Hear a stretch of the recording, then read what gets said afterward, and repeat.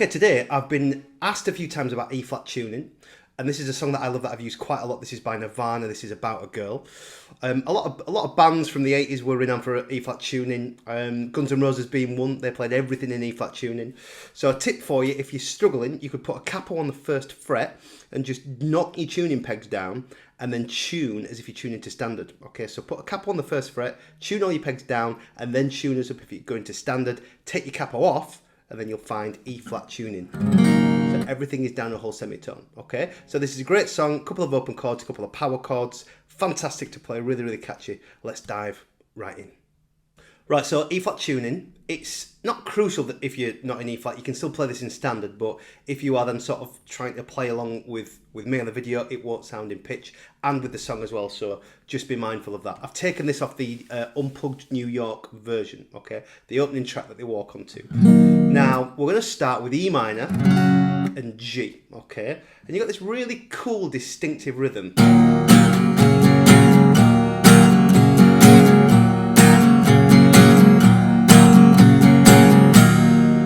So E minor G. Now I tend to use for this song E minor with my first two fingers, so then I can go straight over to G like so, using my first finger as like an anchor point of.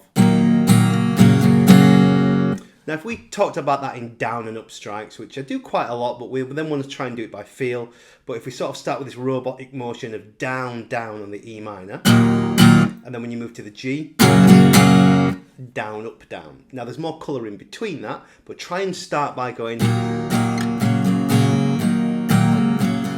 You can then start to open that up by throwing that emphasis and colour in there as well, okay?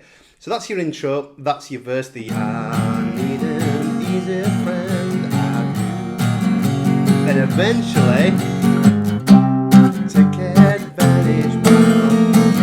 Now I really love this because it's so bizarre to play E minor and G and then just go to C sharp. On paper it doesn't really work or fit, but that sort of defines that grunge feel. It sort of doesn't work, it's quite messy, it's quite muddy, but it tends to work. Okay, now C sharp, G sharp, F sharp.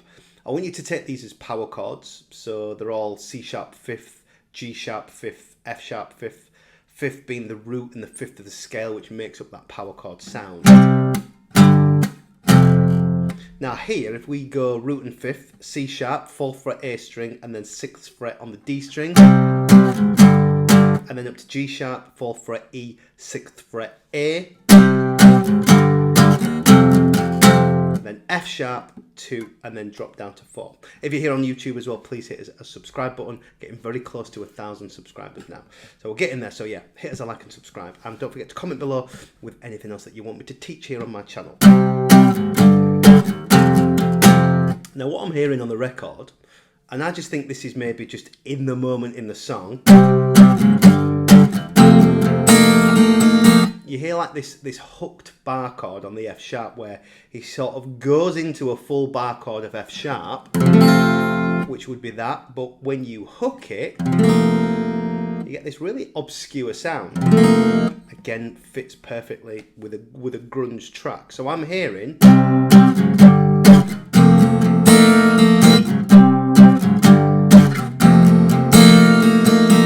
Now, if you're not a fan of that or you can't quite get to that, stick to the power chords. It will still work. Take advantage while then you hang me out to dry. Now, this part, that's the bit where it's going, I can see you every night. Now, randomly, E major, it's not a mistake. It goes to E major, to A, and then to C. E, I can see you, A, C, which is every night. And what I absolutely love, and it gets me every time with this, how it then resolves back to the E minor. There's just sort of like this tension release of, I can see you every night. That bit there, so cool how that just drops back into that minor. And for me, just really, really works. It's so smart. So, this section, take advantage while you hang me out to dry. I can see you every night. then your backing, I would call that the signature part, okay? Now your rhythm on this E, A and C part, so you have a bar on the E, half a bar on the A, half a bar on the C, but come on the up strike there.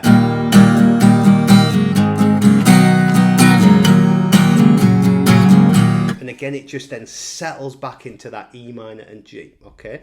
So really, from a rhythm point of view, yes, there is a solo in there. I'm just looking at the rhythm chords today and talking about E flat tuning as well. You look at any, as I said, any Guns N' Roses song. I mean, that's one, you know, to name many bands, but one that sticks to me that is constantly 100% in E flat tuning. That is Guns N' Roses. So whenever you, and it's annoying sometimes when you look up a tab and you're like, I really want to learn that song, and you go, oh, it's in E flat tuning. It's not as daunting as you might think. Stick a capo on the first fret, bring your tuning pegs down a little bit, then tune into a normal tuner. Then the tuner thinks that you're in standard tuning because of the capo. Tune it to standard with the capo, take the capo off, and then you'll find that you're then in E flat tuning, okay? That's today's hack of the day, okay? So, if we look at, that's your verse. So you've got the, keeps looping, but then eventually C sharp, G sharp, F sharp, C sharp, G sharp, F sharp, E, A to C, then back. Okay, so fairly short a lesson today, but I just wanted to do this lesson on E flat tuning because I've had a few requests on my site, on my Patreon page, where you can click the link below, take you over there to over 150 lessons now, and with each lesson that I supply, you get all the paperwork and some jam backing tracks for you as well, so you get a little bit more over there than you do here on YouTube, so please go check that out, link below, and please hit a subscribe button here. I will see you again soon for another lesson. Hit me a comment with what you want me to teach next. Have a great day, see you soon, take care.